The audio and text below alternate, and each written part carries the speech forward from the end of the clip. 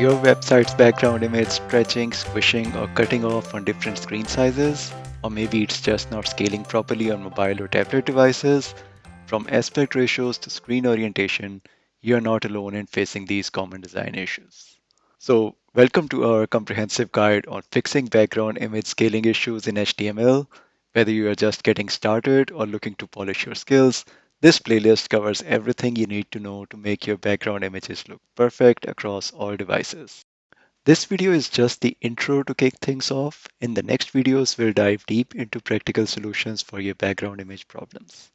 Here's what you'll learn next: how to prevent your background image from stretching or squishing, fixing image clipping or cutoff issues, using media queries to handle mobile devices, ensuring perfect scaling with aspect ratios, and keeping your images sharp and crisp across all screen sizes.